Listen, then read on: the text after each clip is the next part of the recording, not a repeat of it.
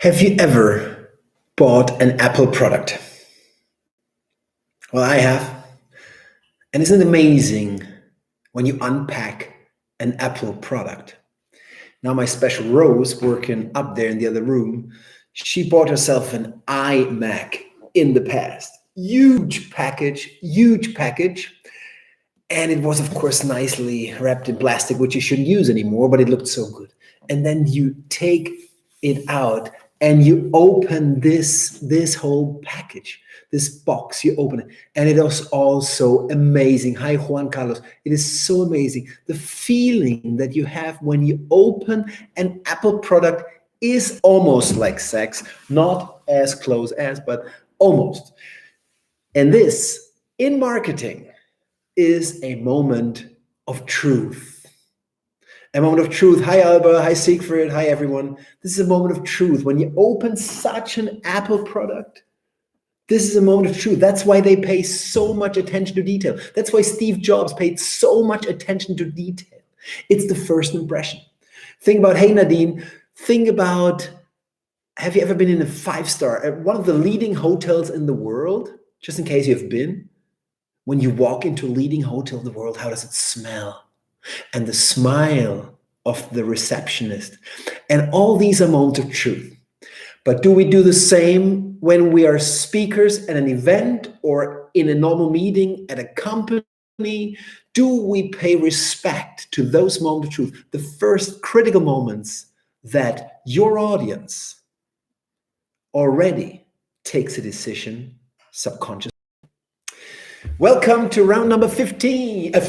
I'm so wrong. That was a moment of truth, a moment of failure. No, this is round number 14. And today is all about moments of truth. Those first moments, critical moments, when your audience meets you for the first time as a speaker. It can be meeting in a company or at a conference in front of 1,300 people like 6 years ago in Kuala Lumpur. It does not matter. Hi, Connor. Guten Tag. Today is all about moments of truth. So from entering the room to your first sentence, this is the slot I want to focus on with you today. Job, how's it going, Mr. Design?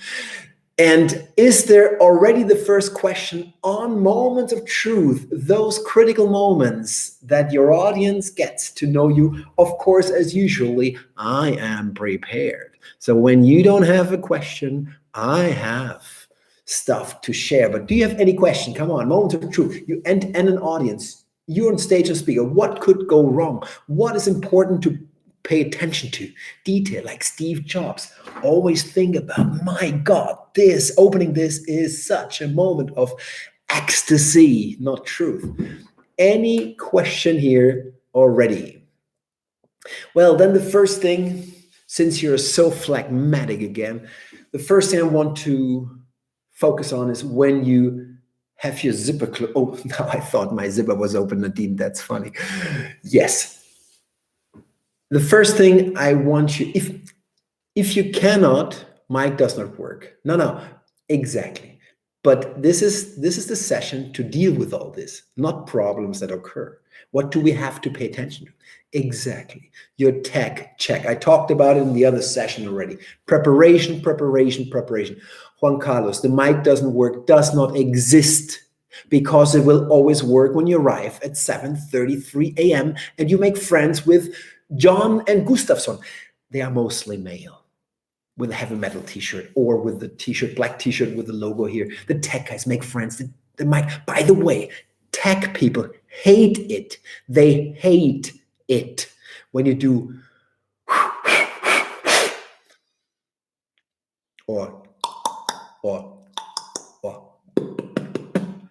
because what happens is you don't trust them and they hate it.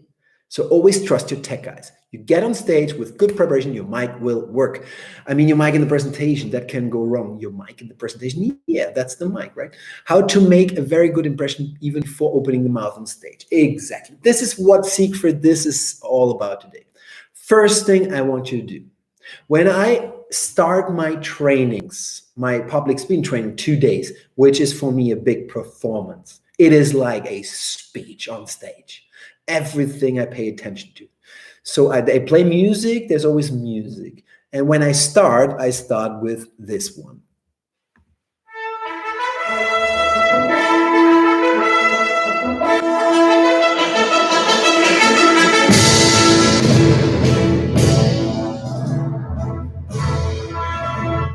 And it's always the same. This is Ben-Hur with Charlton Heston from the 50s. Exactly, job, Ben-Hur. And I always start with music. This is a signal in a training, in case you're training or trainer or teacher here in this group, you can use music. This sets the tone. And you can always use the same song to start. It's like Pavlov's dog with the saliva here. The second time when the music comes, they already know, they already have learned it. In general, when you speak at an event, even if you're in a company, make sure you play music when people arrive. Music is emotional. Music sets this nice tone. What always works is U2. What always works is Queen. ABBA mostly works because we have different age groups. So pay attention to that, but music is a good one. It's also branding, yeah, Jump, of course. But that is my Ben-Hur, this is for me. You cannot use Ben-Hur anymore because I've done it for more than 10 years. Ben-Hur is mine. But in general, music is a very good moment of truth. I've been to my village in northern Bavaria, Germany for the last 9 years on stage in the carnival stage. We give carnival speeches and I go there twice, Saturday.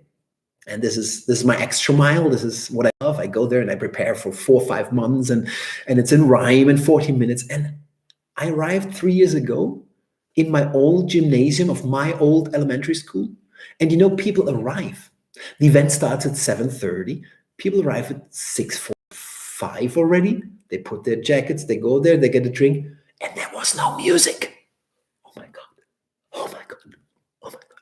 And I talked to them, you have to play music. This is the first moment of truth. What else can we pay attention to? Or questions, ask questions. Asking, can you hear me? Yeah, Albert, can you hear me? Is a downer. I want to do things we should do or can do instead of all the fuck-ups. Tomorrow's session will be on fuck-ups. But that's, Albert, this is exactly what the tech guys hate when you do can you hear me? It means you don't trust them. It works because it's their job. That's what they do. Moments of truth, more of them. What do you think about if there's a moderator? Let's say you have an external event and there's a moderator. How do we prepare this whole relationship, speaker, moderator, to make it happen? As a good moment of truth, a first critical moment, that's what they all see before you start. The moderator is part of it. What should we do with the moderator? What do you think? I mean, the moderator, I said it the other day too, always prepare the moderator. Don't let the moderator find stuff on Google to present you the speaker. They might find stuff that you use in your speech with a surprise factor. And then the surprise is dead. Always prepare it. Send your presentation in advance. Yeah, when I sent my presentation, there's only images and only words and nothing in black slides. They think, what is that, a black slide? It's tough because they have no idea what. I send them they always want an outline, a summary of your talk. This is great. And then you should always write the introduction for the moderator. Make sure you write it. Send your presentation, exactly. And tell people, I said it also, tell them something personal. What you want to have is always connection, bond between you and the audience. With your CV that the audience finds on LinkedIn and they have checked you before. Don't you think they don't check you? These guys are stalkers. They're in the 21st. They are stalkers. They check you before. Send them something that is not on Google, not on LinkedIn. What are you really passionate about? Something personal about your son or daughter, if you have children. Something if you have pets, your doggies. We have 2 doggies. That is something that bonds. Always make sure the moderator is very well briefed, because moderators, if they're not professional, and most of them, they are just from the company or from the guys or from the audience. So they're not really used to this most of the times. So make sure you brief them well. Yeah, exactly, Albert. No bio. The bio is on LinkedIn. Come on. That's so obvious. Exactly, moderator. And also make sure that you tell them to be a bit more energetic than normally. I mean, I push them very softly, not to be boring already before you speak. Check and update, polish your LinkedIn profile. Very good tip, Nadine. Exactly. Exactly, because people, when you are a public speaker, you are, as the words say, you are public, and people check you. So if your profile sucks, that's a moment of truth. Exactly. The LinkedIn, Nadine, you're so right. Update you and polish your LinkedIn profile. It's a moment of truth. Moment of truth, again, are those moments that people form an opinion about you and your service and your product. And when you're the speaker, you are the product. Make sure it shines before you even start speaking. Anything else? What else could we have in mind? How do we enter the stage? Okay, there are different opinions here, I know. What I prefer to do is you're here. So this is you, the audience. This is my stage. And I come from the left side. If I can, I come from the left side. Why? Because again, we write in Western Europe at least. When you're in Kuwait, you might come from the other side, but we write from left to right. So make sure you do that. I have a friend from my Toastmasters.org club, Michael Goulet. He's a silent clown, very successful silent clown. He has done shows on cruise ships, which right now is not so recommendable. And Michael Goulet, he's so amazing. His alter ego is Chromic, and he's a Belgian. He's been on TV in Belgium. He's been in Edinburgh at this festival, Grinch. What's the name? Grinch? No, Grinch is somebody else. That's Jim Carrey. No, but he's a very good silent pantomimic clown. And he said to me, yeah, but Flo, I always come from right to left to be different. Exactly. There are no rules. Whatever you do, I go from left to right and then go here. Choose this point. Fringe, Raquel, exactly. It's the Fringe Festival in Edinburgh. So go to the center point. Fro must start his journey in the Shire and he ends his journey in the Shire. And the other day somebody said, no, Flora, he doesn't go back home, he goes to the level. Yeah, so this is your central point. Interesting, guys. I did a keynote speech for Microsoft. I will get there in a moment. This is why I wore this shirt with 4 stars on my chest. 4 stars. Germany is so good in football. And I came very early, 7:30-ish in the morning, to talk to the tech guys, as always. But there was another speaker. He was starting the session, and he was a comedian on TV, on German TV. And he's already there before me. The event started at 9. He's already there. So pro, so professional. And he said to me, hi, Ro, my name is, what's your name? Flo? Yeah, okay. I already marked the stage. And he had already put a Scott tape here. You know why? We knew where the center is, but there was lighting. And there was an issue with the lighting. And if you were going too close, you were in the shadow of the light. So he had to put it a little bit to the center of the stage, and then all the light was shining on his face. And that's why he said, I already marked the stage. Do you want to walk on stage and be in shadow? Moment of failure, not truth. What else? Questions? Come on. What happens before we start speaking? What else? Any questions? Not take it too serious. Smile, joke. Well, Nadine, I never. Do you, Nadine? Now I lost you. Are you talking about when you're walking on stage and then you start talking? Because that's for me the first sentence. Not to take it too seriously. You mean on your LinkedIn profile? On your LinkedIn profile? What about when you enter the stage? So now you walked to the center, whether it's a meeting room or in front of 2,000 people. It doesn't matter. So you're standing there. What do you do now? Well, before talking, Nadine, I don't kill my moment of truth of starting to speak. I will never say anything. I will never do anything that distracts from my first powerful super sentence. Capitato captatio benevolential. Oh, Juan Carlos, now you're telling me you speak Latin. This is so cool. Captivating, benevolentiae. I had Latin 5 years. I should know what it is. Look at the whole audience and smile. Exactly. You walk there. You're standing right there. You came from the left. You're standing right here. Now you wait. 6 years ago, 5 years ago to be exact, I'm in Berlin. And this is my outfit with this ball.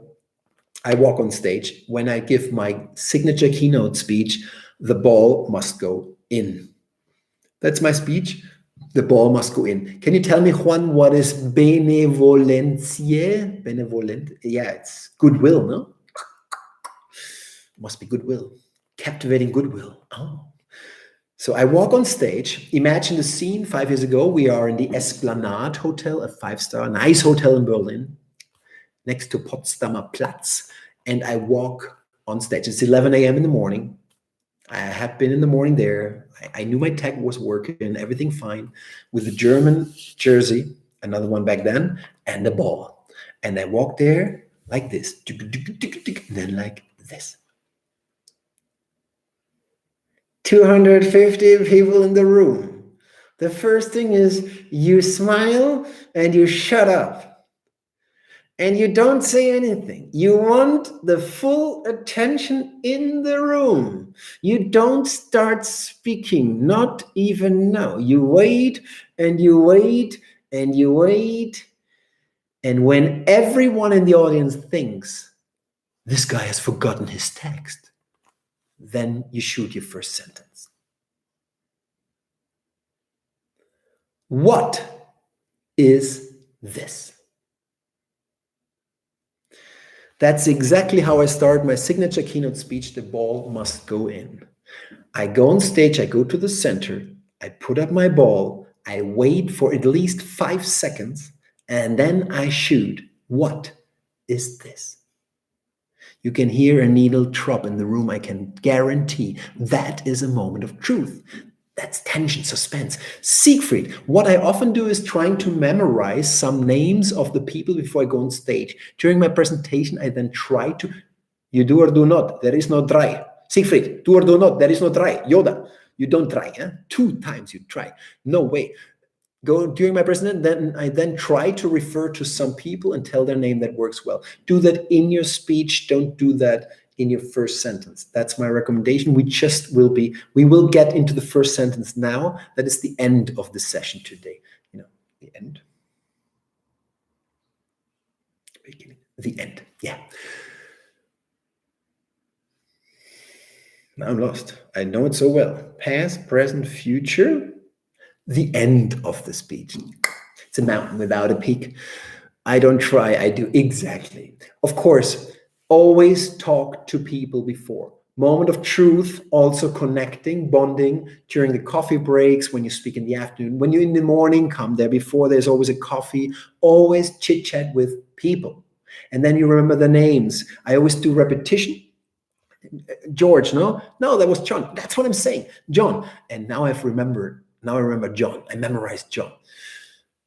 Very good, very good. Also bonding. There are Americans, not only Americans, but I think that's a little bit too much for my personal taste. But again, the golden rule is there is no rule. At the door, when people enter, shaking hands, which now would be an elbow kick.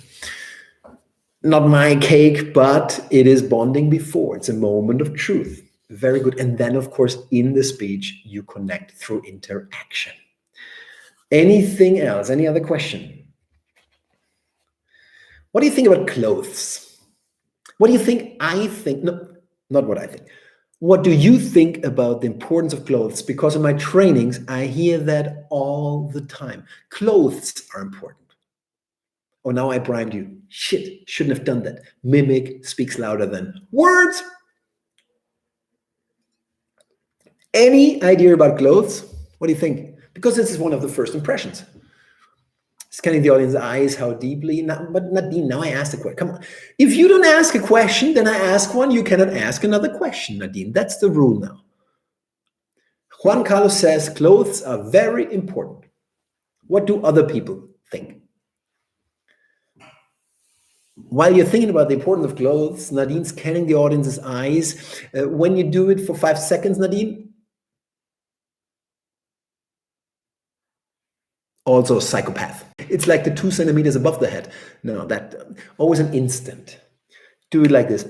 You should always be able to throw something at an audience. Never tried that. That worked. Crucial. Clothes are crucial, Siegfried. You must feel comfortable as well. Scary. Nadine, scary? Ah, yeah, that is scary when you look 5 seconds. How deep is your love? You either fall in love or you are a freak. There's no other thing. Clothes must support your message also. Exactly. When your message is the ball must go in. When you played like I did for 20 plus years in clubs, minor league clubs, football in Northern Bavaria, Germany, when your speech is framed with the theme of football, of soccer, then you can wear a jersey. Paul is not here today. Unfortunately, Paul, I met him in Mora. Mora, you here? Mora, you're here still? Oh, are you here? Well, the Irish, I met them in England, Sheffield. I wore the English, the 3 lions, and then I figured out a third of the people were Irish.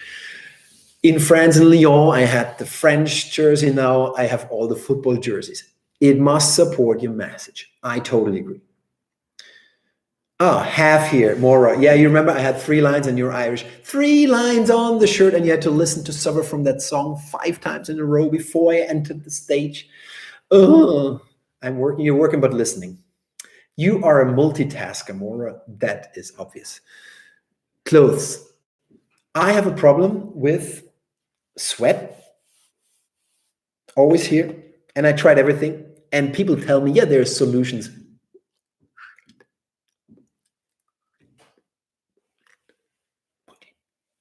There are no solutions, at least for me.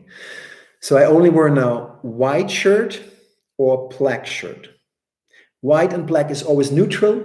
White and black is always cool. I don't take jacket because I would be sweating. I sweat easily. Everybody's different. If you don't sweat, you have no problem with jackets. I sweat, so I take them off. I wear jeans. I wear good sneakers, not normal sneakers, white and black. As a keynote speaker, though, you have always this little thing of, yeah, he can do anything he wants, or she. But still, I think it's always cool because you connect closeness. I think the times of tie, of suit, of very formal are long gone. Personal experience, personal opinion. I'm working, but listen, I've seen you with the Barca outfit. Exactly, Alba, in Barcelona, I gave that speech with a Barca outfit. In Madrid, I had the Spanish jersey. I'm telling you, I'm now an official collector of football jerseys. Clothes, I tell you, guys in the room, no time. There's one thing people always do, guys especially, you have keys or coins in your bags. And then you do the aerobic penguin. You know the aerobic penguin? This is the aerobic penguin. And then it claps and makes clapping sounds on yours. And then you have the keys in there. Oh, that's horrible. There's solutions. I had the same problem. Quit gluten to fix your hormones. But of course, you're German, so no solution for you. I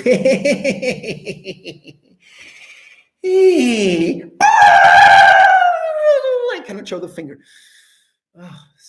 Jim Carrey does it much better. Do not thank you, Job. You're so kind. Juan Carlos, do not deliver a clack show. Juan Carlos, today you're stretching my intelligence. What is clack show? Clack. A clack, you mean this? Watch out your shoes on a wooden stage. Very, very good. Very good. And this is something when you really prepare, when you have an important presentation, not in any presentation, but when you're somewhere to speak, you will ask them before by email, by WhatsApp, you have a conference call, whatever it is, a Zoom, whatever it is, you know about the room.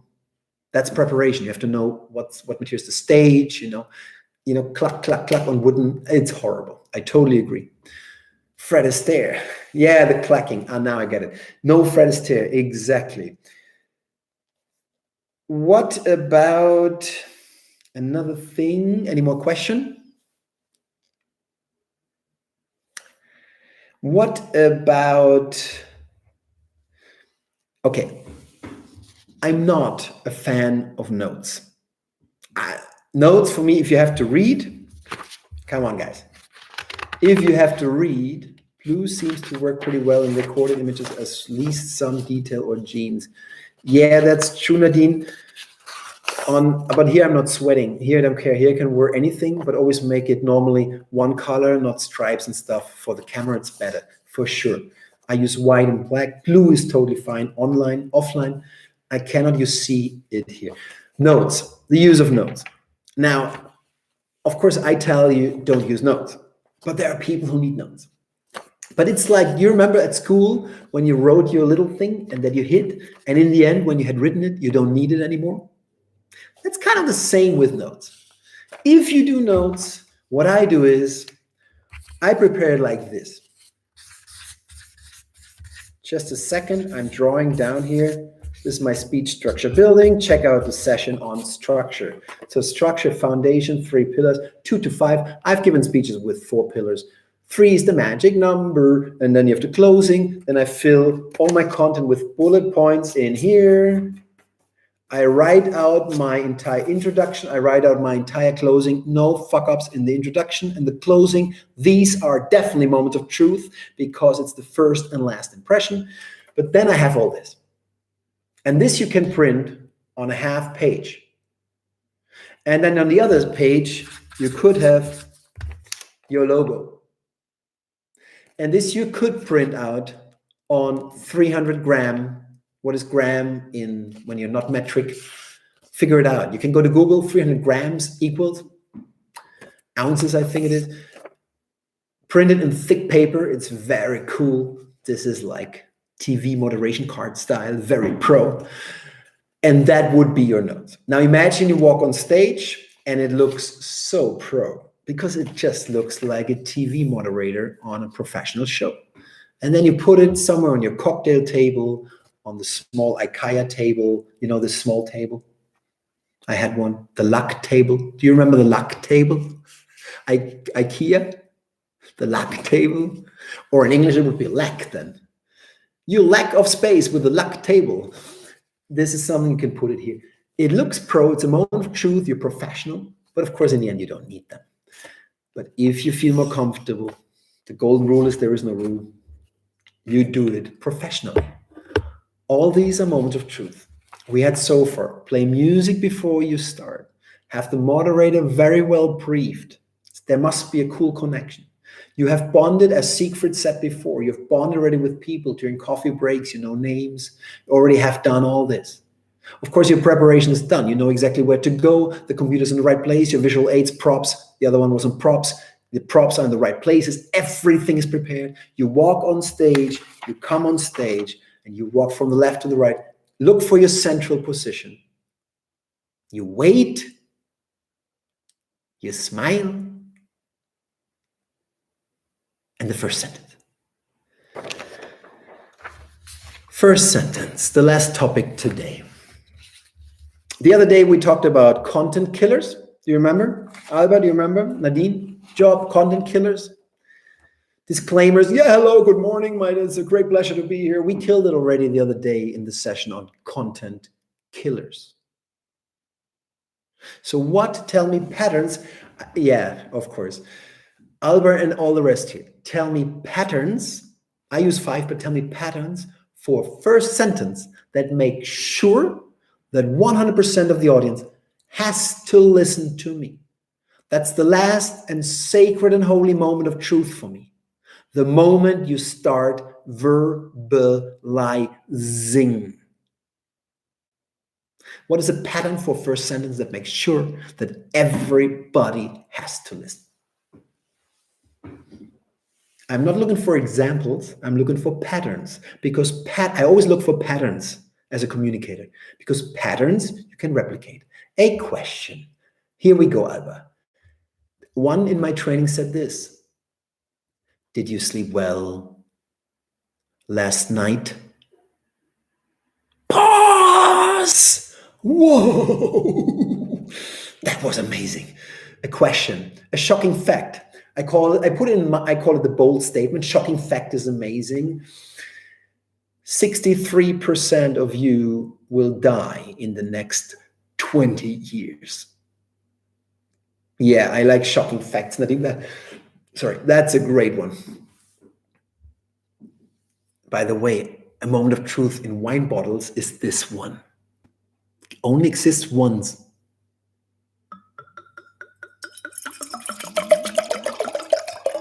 Oh, don't you love it? This I bought. This is an amazing wine, La Baraja, Ribera del Duero. Wine delivery in Corona times still works in Spain. Amazing. And I took off the cork, and guess what? The cork, but this is not the important part. Look how it looks. This is perfection. This is the way you want to start a speech. That is exactly a moment of truth. Back to how to start. A word, I love, Juan Carlos, I love a word. Perseverance. Always make a pause. Never step on the thought of an audience. Always make a pause after these statements, especially first sentence. A sound or a song. Give me an example of a song. You would sing, Nadine? You would sing?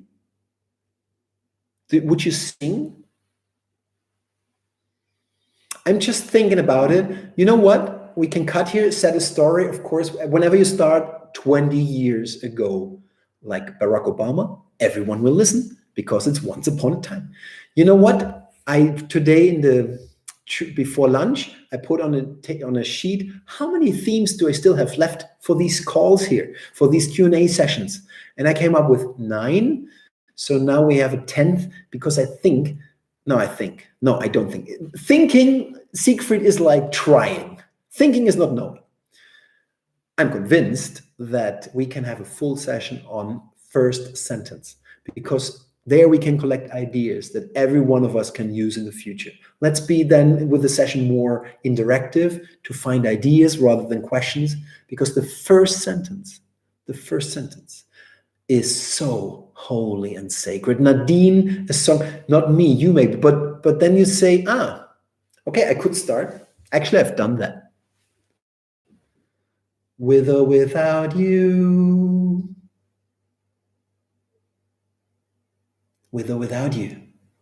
Isn't that the question that we all have to ask ourselves when we want to sell our service or product to any client in the world? With or without you. You see, when the message is with or without you, I will sing you too. And then, of course, I could start my speech with that, Nadine. This is the most important moment of truth when you start speaking. That's what everybody has been waiting for. But you've seen in this session, there's so many before. So pay much more attention to all your moments of truth, because in the end, this is when you say something, is the moment when people already have almost fully formed an opinion about you, and you don't even know that. It's been a great pleasure to be once again with you all. Tomorrow we do a break, because tomorrow Connor Neal, go to his channel. Connor Neal, I think tomorrow we even do a live session, because tomorrow is his birthday party. It's his birthday. We do a virtual Zoom birthday party. And then it starts at 3. Imagine, with an Irish guy, from 3 to 6, birthday party. And then I go online. Too dangerous. It would be fun though. On Sunday we continue. With the next session, and the next session is called Fuck Ups. Let's talk about all our fuck ups. I have several to share, and I definitely want to hear yours because fuck up. That is so much. No, not see you tomorrow, Siegfried. See you on Sunday. Tomorrow is, or maybe in the live session of Connor. On Sunday, we continue with fuck ups here in the Q&A session. It's been a great pleasure. Hasta domingo. Hasta la vista.